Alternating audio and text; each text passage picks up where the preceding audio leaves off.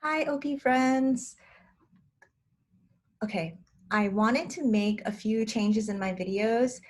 So I shared my video with my friend who got me into OP, and one of the first criticisms that he's had for me is that I say the word a lot, and it's totally unconscious. I think I do it to buy time in order to find the right words to say, but I want to be a lot more conscious about that and not say every 2 seconds. And I even wrote it down on a little post-it card in front of me so that I can sort of just see that and I'll remember not to say it, although I'm sure I'll say it like a million more times in this video. But if you guys are just joining me for the first time, I am in the Myers-Briggs community. I am an INFP. And if you haven't watched any of my past videos, I'm actually trained and certified in Myers-Briggs. So that's the world that I'm coming from and how I used to see everything. But I'm trying to dissolve all of that in favor of OP, which I am learning right now. And so far, my unofficial typing in OP has been MF, SIFI, sleep, consume, blast, play.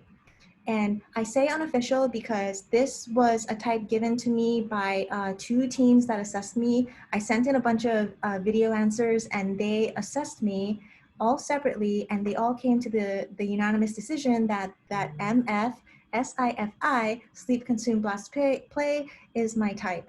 And of course, I'm still a little unsure, untrusting, because everyone in the community will say no one is as good as typing as Shave or Shannon Dave. If you're new to OP, they're the founders of OP, but I I definitely resisted that typing very much so, because to say that someone is an SIFI means that they are an ISTJ, that is jumping functions. And I've explained this before in some of my past videos, but it's really hard for me to reconcile the fact that I could be an ISTJ that's jumping functions. And it is because I have that mental image in my head coming from Myers-Briggs that ISTJs are just the most like dry and literal people.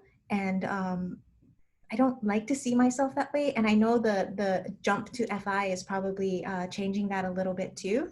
But that is my current typing. And I shared this with my friend who got me into OP. Okay, instead of continuing to say that, so his name, you guys might know him. His name is John Yuke from Game Tree, and he's the one that got me into OP. And he's actually my college classmate. We used to have like group activities and classes together, and we used to go to business school together.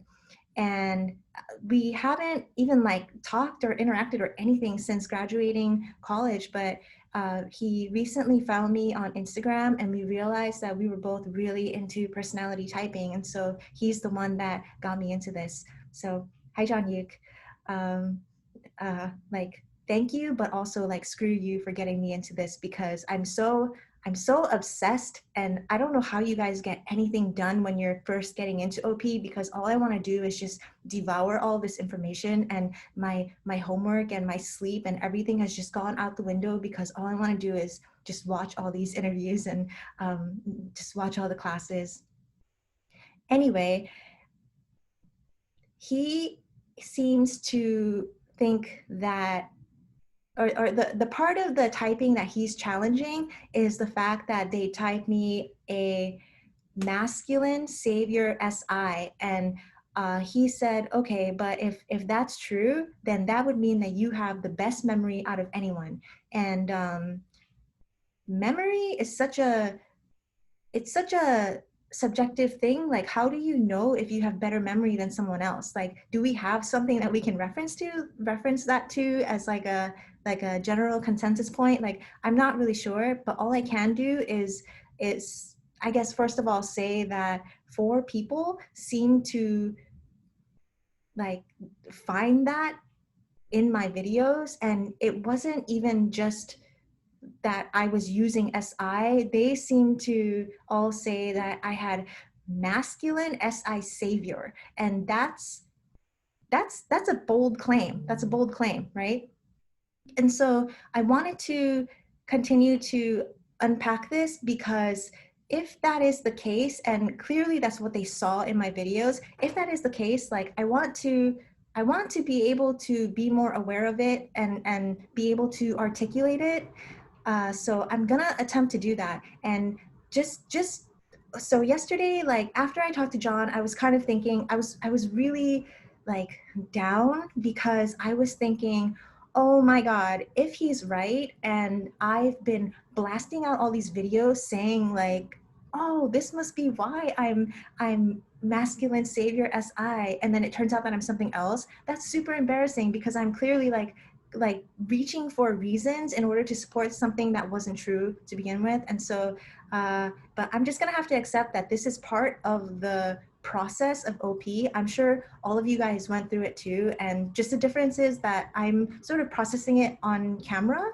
But this is fine. The purpose of my videos, the whole reason I started these videos is that I wanted to practice speaking, and that's always been the goal. And it's sort of morphed over time into just videos of me processing my OP journey, but that's okay, because I'm still, you know, practicing speaking, which was my initial goal. And because I found something that I love, it just helps me to be able to reach that goal of practicing speaking.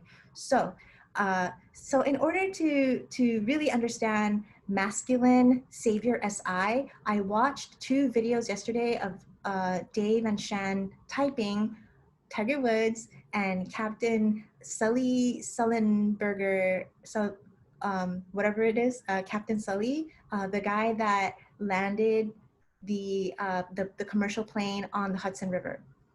And they, at first glance, seem so different, right? Like you watch Tiger Woods's interviews, and half the time he's just like, and then we did this, and then we did that, and then did and then we put it into the greens, and then and everyone who interviews him is just kind of like, huh? Like, and even Dave and Shan say it's basically you're witnessing someone who is like emptying out the contents of his mind out of his mouth.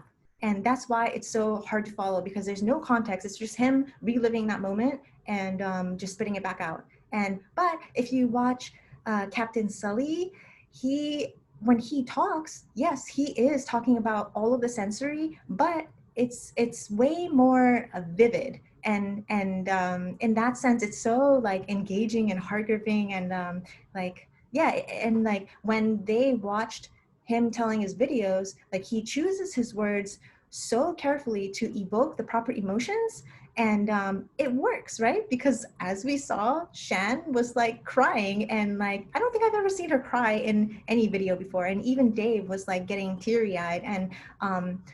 And I think that's because Sully is just very aware of the effect of words and emotions and the weight of words and everything like that. And so that's something that I totally relate to. Um, and I also relate to Tiger Woods in a sense that if someone is talking to me and I don't want to be there, or I don't want to be interacting or talking, what comes out of my mouth is a lot of just jumble, and people are like, what? So I think it's cool that they are the same type, right? Because you would never know by looking at both of them and comparing them, because one seems like he just sucks at talking, and one seems so engaging and riveting, but they're really doing the same thing. They're just recollecting what's in their mind as vividly and as purely as possible. And so that's one thing they say about like Savior SI, is that they tend to tell the same story over and over and over and over again. But I wanted to back that up. And I don't want to say that I am with certainty masculine SI, because I don't know for sure, but like the more and more I'm looking into this, like I think I am that. So the reason why Savior SI would tell the same story over and over and over again, it's not that like, it's not that I want to keep talking about the literal. It's more like I want to tell the most honest and pure version of the story as I possibly can. So in order to do that, I have to say things as detailed and as accurately and as vividly as I possibly can. And in doing that, what I'm doing is telling the whole truth of what happened, right? And I think because I feel responsible for that, my story's not going to change. I'm like, if you ask me about something, like, what kind of person would I be if I kept changing the story, right? But if someone were to ask me a story, I think that my story never changes because I'm telling you the story as purely and as uncontaminated as possible coming from my mind. So I am aware that it's my subjective memory, but I am trying to tell you as accurately and as vividly as possible. And it's almost like when I talk to people, I have this like need to not only just describe things, but I want to describe things in a way so that I'm literally bringing that person into the world with me and experiencing it with me, if that makes sense. And I think that's very clear when you watch a lot of Sully's interviews and him retelling the story, because he even talks about like you know, his physiological state and like I'm so aware of that. And I think that can also be contributed to, you know, like a sleep savior is very aware of like the owies and boo-boos, but I think it's also the SI is very sensitive to those physiological changes, and that's why we tend to like hold on to them so much, because it's so clear to us, I guess. So another thing that I definitely related to with Captain Sully was that when the plane was going down, he was on the or he was communicating with the control towers, and they were all telling him, okay, there's a you can land here, or what's going on, like tell us more information. And he basically says, nope, I'm going to do it my way, I'm going to do it my way, right? And that's clearly going against the tribe, but and I'm sure like most people would look at that and think like what is he doing, what is he doing? He's like breaking protocol, he's not trusting anybody, and like the whole system was built to be able to support emergency situations. But I totally get why he said, nope, I'm going to do it my way. And it's because I think that masculine SI is so honed in on their craft that they know it so intimately inside and out that it's like, no matter what anybody says, like that's my craft and I know what I'm doing. Like I know this shit. Like you don't even understand like how intimately and like inside out and everything that I've already considered these possibilities. So you're just gonna have to trust me. And it's not even coming from a place of like confidence. It's not confidence. It's more like, I know this shit so well, and you just have to trust me because I know what I'm doing. I know it so well. I've flipped it over. I've looked underneath. I've already like I know this craft so well in comparison to other things, with other things, in these different scenarios. I know it so well that I know it. And it's very hard to talk about this because I feel like I'm not doing it justice and portraying it as like as accurately and as vividly as I want to be, because I do feel a huge responsibility in getting other people to understand where I'm coming from. And again, getting people to understand where I'm coming from means come with me into my world and let me show you everything.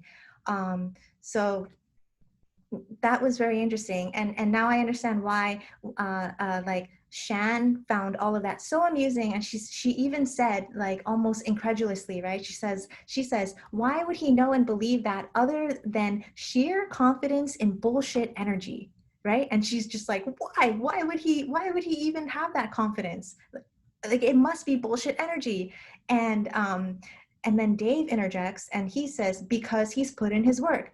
Yes, it's like when you put in the work, you really put in the work. It's not like half-assed. It's so like whole-assed. You know.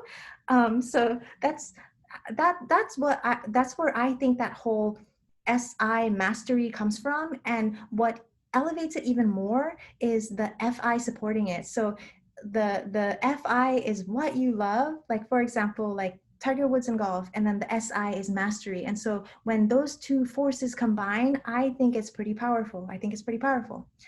And so another thing about SI is, please tell me if you're also a lead masculine SI and you do this too, but I tend to savor the like everyday pure organic moments. And what I mean about that is, like, for example, I think a lot of people will, I don't know, like go out on a hike and video their dog or take pictures of their dog with certain things, or like next to flower beds or statues or whatever it is with family members. But for me, the most near and dear savoring of my like memories with Packard, my dog, is really the everyday. Like, so just like the other week, I took like a 15-minute video of her, and like that's long. That's a long video to just be recording like a dog like being itself. But she was just, being herself. She was curled up in the blanket, she was rolling around on the couch, and she was like scratching her back and like snorting and just being herself. And I wanted to savor that because I already know that in the future, when she's no longer with me, like I hate talking about that, but for the sake of this, I'm going to try to. So I know that when she is no longer with me, it's not necessarily like the pictures, the staged pictures, and the like occasion pictures that I'm going to be looking at. It's I'm going to miss her in my everyday life. So I already know. Okay, I need to change the topic, but I already know that the everyday stuff is really, really what I'm gonna miss, and so I'm preparing in advance by taking these videos. Okay. Okay, so maybe that's another SI thing, is like knowing my emotional states so well that I can project it into the future and like kind of know exactly how I'm gonna feel when that happens. And so I've already in my mind even considered like the possibility of a freak accident happening while we're out on a walk, and like I think to myself, okay, so if a car just like ran her over, splat, and her brains are on the ground, like how would I react? How would I react? Would I stay calm? Would I be in shock? Would I start bawling? Would I start wail? Like, these are all like scenarios that I project out into the future and I think about. And I think it's not necessarily like NE that's like making me leap out into those situations. It's SI. It's all the building blocks that I've built and accumulated, and the fact that I know myself so well that I can stack those all up and create future scenarios and say, okay, so if this, then this is how I'm going to react. If this, then that's how I'm going to react. And that's kind of how I see SI. And like another thing that I used to do is, like, when I was younger, like just in like some random ass moment, like I like as a kid, I was just like sprawled out on the carpet next to the couch or something, and I'm looking at a spot on the couch, and I think to myself like um I decide that I'm gonna remember this moment, and like, I still do, like 20 something years later, I still do. So I don't know, like, did you guys ever like play little mental games like that with yourself? Like, that's definitely something that I used to do. And it's all really just like a form of like mental time travel to me. It's like, if I want to remember something, then if I want to recall something, what I literally do is I don't search my mind for that memory necessarily. It's I literally am able to just bring myself back into that moment, into that physical space and time and the feelings, and kind of look around and describe it. And I think that's how my memory works. So I think that's how I'm trying to describe SI, and it's really difficult for me to explain because it's so naturally ingrained into me that I didn't even know that I did it, and because it's so natural, I thought that that's how everybody else was programmed too. So for example, if like someone were to ask you like, can you please describe what it's like to have moist eyeballs? And you would be like, what? Right? Like, why, like, how am I even supposed to describe that? And like, why do I need to describe that? Because like, you have moist eyeballs too. We all have moist eyeballs. So that's how I sort of thought about the way I process my thoughts and my memories, is that I thought that that's what everyone did this whole time. I thought everybody did that. And so that's why it's so difficult for me to even begin to explain that.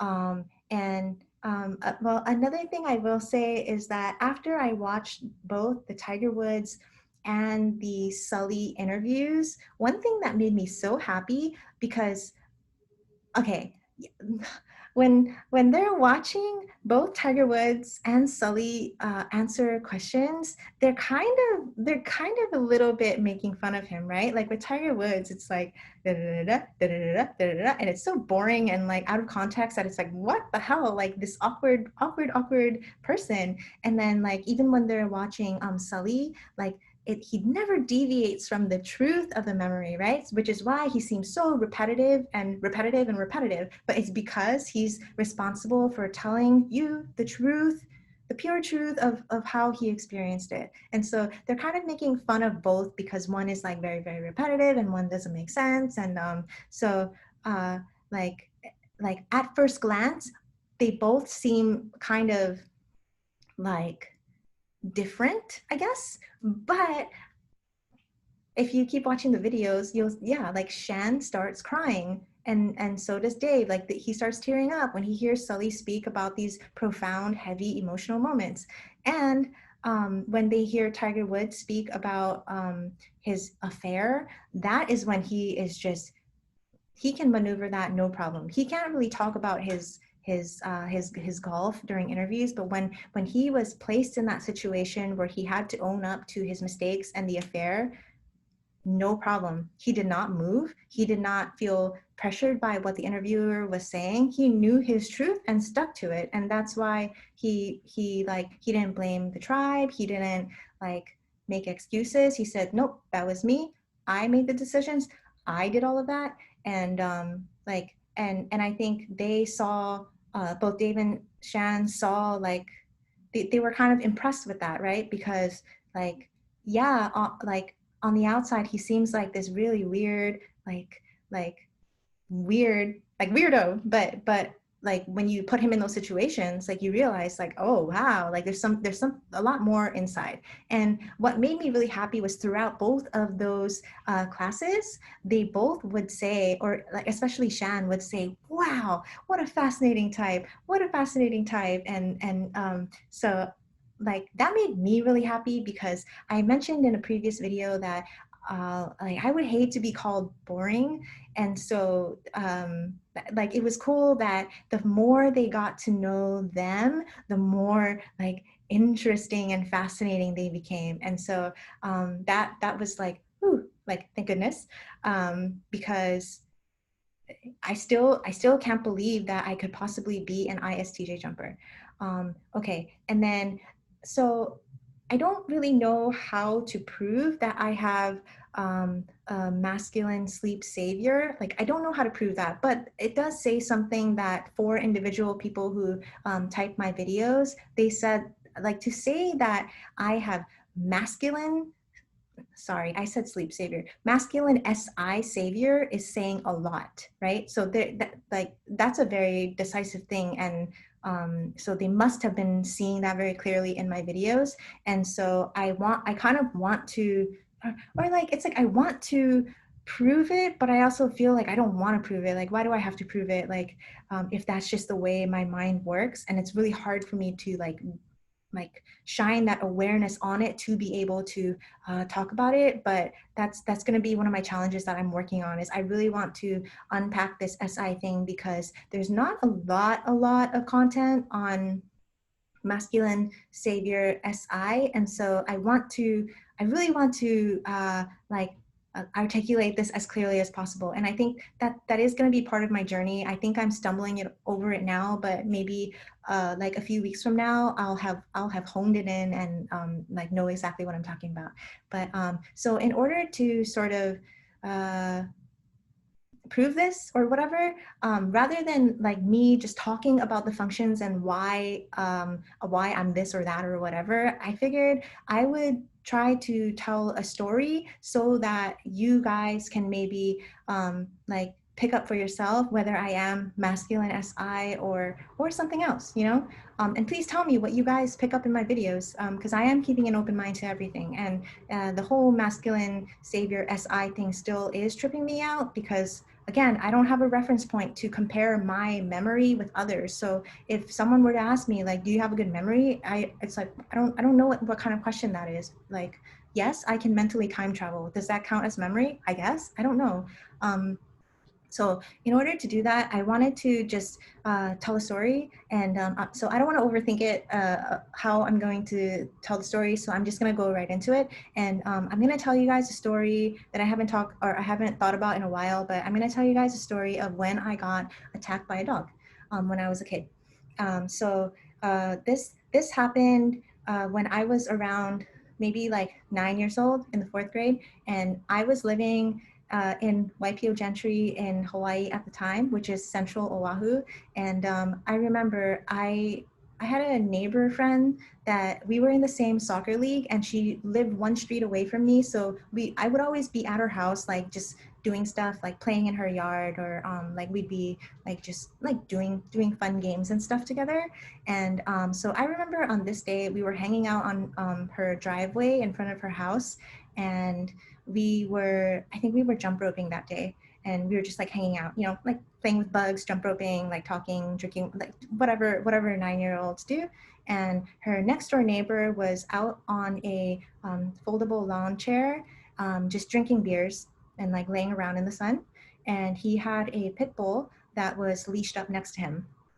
And so my friend Cheryl, she goes, "Oh, let's go say hi to the dog." And like I love animals, and so like I was gonna be like no, like I was like yeah, let's go say hi to the dog. So we both like walk over to the next door neighbor's place, like just a few steps, and so she pets the dog and says, "Oh, it's okay, like he's really nice." So I'm like, okay. So the minute I started petting him, the next thing I knew, I was like just plastered on the ground.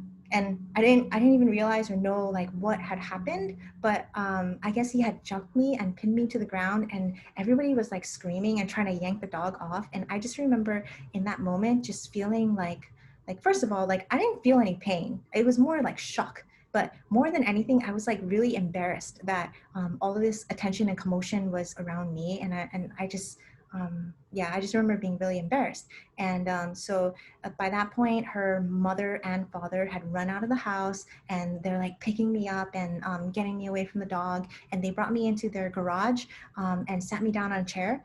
And they're looking at all of my injuries. And I had like one huge hole under my chin because that's where he like had tried to bite. And so one of his teeth like popped in, broke the skin, and there was a hole here. And then he also had all of his claws that dug into my chest. And so I had all these like claw marks, like deep claw marks in my chest. And I remember so they sat me down on the chair, and they're like cleaning out all of my little scrapes and stuff. And I just remember being so embarrassed because in order to look at all of my like claw injuries, they like lifted up my shirt. And don't worry, this was pre-puberty, so it's not like I had boobs or anything. But the reason I was embarrassed was because I really like didn't like it when people would look at my stomach. And there's like two reasons why. So one reason is like, first of all, I've always had like kind of a softer stomach. Like I don't have like those toned like six-pack, like I guess you can't expect a 9-year-old to have a six-pack abs, but you know what I mean. I've always had a softer stomach, and so I really didn't like it when people would look at my stomach. Still don't. And I also, because I had surgery when I was a kid, I have this giant scar that goes from my belly button all the way to my side. And that was because I had to take my spleen taken out for, it was an autoimmune disease. And I can go into that in another video if you guys are curious. But anyway, the point is, I was insecure about my stomach. Everybody's like lifting up my shirt and looking at my stomach, and I'm just like dying in embarrassment of them all looking at my stomach. And so anyway, they like after they sort of cleaned out all the wounds and everything, and you know, made sure I was okay.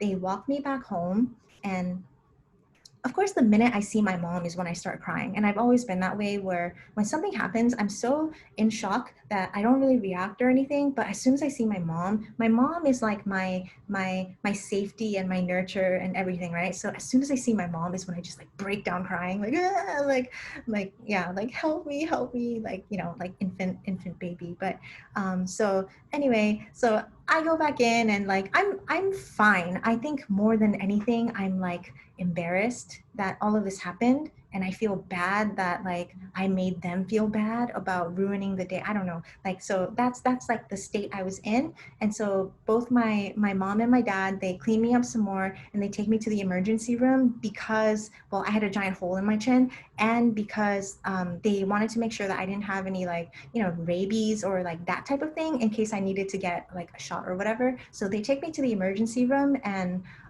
so they stuck like so fortunately it didn't require stitches. Like, it wasn't that deep and that big, but they had one of those like medical grade adhesive, like really, really sticky things that I had to like to close the skin. They put like that really sticky thing that I had to keep on for like a few weeks. And they also like disinfected everything. And then I had to wear this like gauze chest thing for a while. But one thing I do remember from the ER is there was like a hush hush conversation going on between the adults, and it was them deciding or asking my parents, do you want to place or do you want to press charges against the owner of the dog because he didn't have the dog like properly leashed up or whatever. And like that was like a weird situation because like as a 9-year-old you don't really think like, oh, like this is going to lead to some kind of lawsuit or something. But anyway, I remember that happening. And because my mom is like very high in FI, and she would never screw over the tribe, and she's always like concerned about, oh, like we don't want to ruin his life, and he didn't mean for that to happen. And so she's very like caring like that. And so I remember that they made the decision, they signed off on not pressing charges. And I remember that. So okay, so that was like an example of me like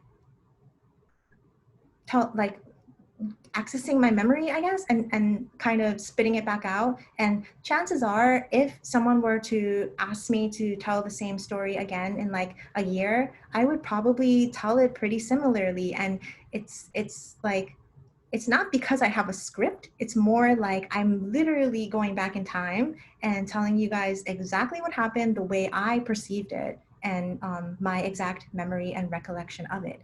So I don't know, like after hearing that story, like, do you guys see that as masculine savior SI? Like, I don't know.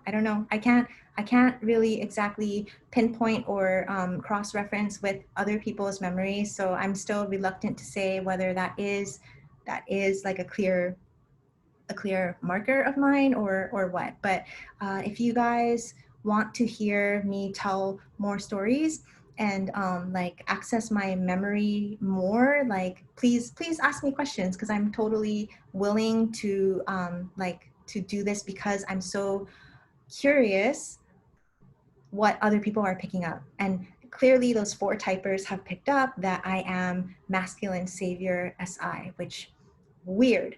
I would have never ever in a million years like thought that that was one of my savior functions, because again, I thought I was INFP and I thought I was FINE all day long.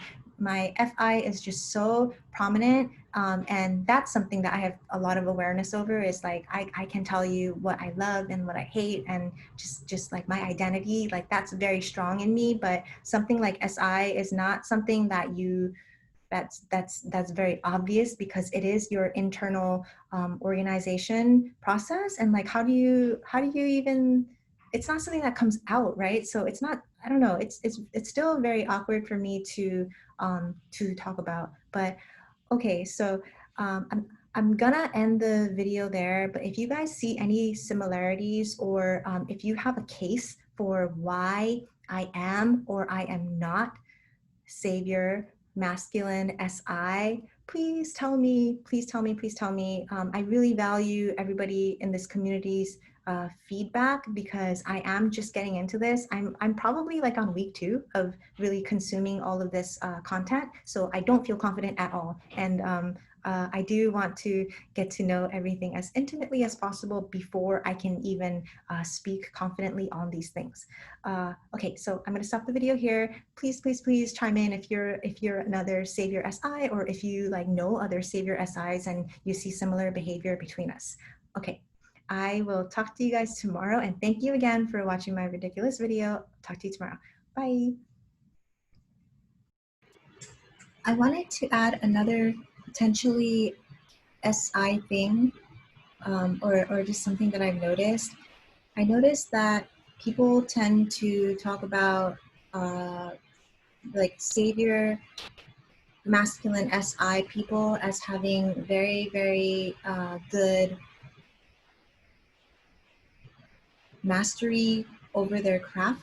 And I think that it comes from a place of feeling very, very responsible to know your craft intimately, inside and out. And so when you have SI that's so concerned about all of the little details of the experience, and you have FI where you're coming in from, I love this, I love this, I hate this, I love this. If someone that is SI, FI comes across a craft that they love, I would trust them with my life. I know that they know what they're doing, and it doesn't come from, procedural knowledge or anything like that, right? You saw how Captain Sully landed the plane on the Hudson River, and it's so difficult to do. It's, if you're not precise, like, it's, the whole plane is just gonna tumble and explode. But he, even though like they could have never trained him for that, and it was all just theoretical discussion whenever it did come up in his training programs, he just knew what he was doing because he was so intimately tied to his craft. And I think that's another thing that Candice Neistat says. She's in the jewelry business, and when they asked her, like, where does your like inspiration and discipline for jewelry come from? And she kind of went into like, well, I love the material. I love the material so much. And she goes into her whole process of, you start to like know the different feelings of the metals, and then you start to branch out and know all the different types of gems. And so she knows this like inside out, because it's her responsibility to become as intimate as possible with this for mastery. And I totally get that. And and I think that, like, for me, like obviously Tiger Woods found his thing with golf, and that was his all of his SI and his FI, I love this, working together towards mastery. Oh, another thing was when they mentioned that he was all over the news because he had to reverse engineer and reinvent his swing, his golf swing, because he had surgery or an injury or something like that. And like, no one in golf does that, right? You don't do that. No one does that. Like, but he was able to, because he knows his body so well, he was able to reinvent his swing and just come back. And I think that sounds like something that SI-FI users would do, because and I always thought it was weird that when you're in school, when you're little and you're learning like penmanship and all of that stuff, like how to write, I still remember, I think it was back in like second grade or third grade, and my teachers would write notes back home to my parents. They would always say that I hold my pencil wrong. I hold my pencil wrong. And I always thought, like, why does that even matter? Like, I'm still writing. I'm still doing whatever you're asking me to. Like, why do I have to hold it the exact same way that everyone else does? Like, what if I found a better way for me to hold my freaking pencil? And I always remember that as like, why does that even matter? Like, and so I'm still very stubborn about the way I hold my pencil and the way that, like, if you watch me like write on a piece of paper, my paper is like really tilted to the left. I don't know why. I think that's just how I write. And so it, please interject and correct me if I'm wrong, but I think that's an SI thing, is that you know your shit better than anyone else, and so like you have your own way, so you don't, at that point you can throw out the manuals and things and do it exactly the way you want. And that's why like Captain Sully, basically, like he was being told, you can land on this runway, or like tell me more information, and he's like, nope, I know what I'm doing and I'm going to do it. And it's that, like, that self-trust. It's not, I wouldn't call it like necessarily confidence, it's more like knowledge, right? Because like your whole mind and body have been so intimately tied to that craft, whatever it is, that like you know it so well. And um that's what I think SI is. And if that's correct, and if I'm on the right path, then I think that this whole OP thing is going to be a very interesting journey for me, because you can already tell that my FI is just raring, right? Like, I love this, I love this, I love this. I could do this forever. I could talk about this forever. Like, I want to talk to everyone about this. Like, this is like, I love this so much. So my FI with OP and my SI needing to become so familiar and intimate with absolutely everything. I think that's why Shan and Dave say that the SI-FI users tend to do the best in their classes, and I think it's because of that. Like, that's what's happening, and that's what's really motivating them to be the best. And it doesn't even like come from a place of like, I need to be the best at this. It's more like, if you love something,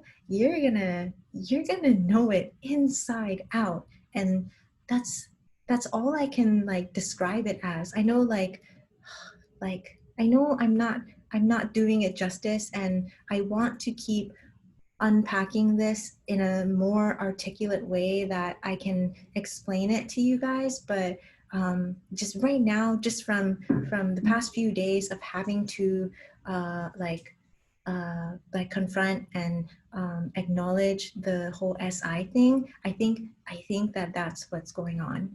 Um, so yeah, okay, that's just something I wanted to add on. Okay, I will talk to you guys later. Bye.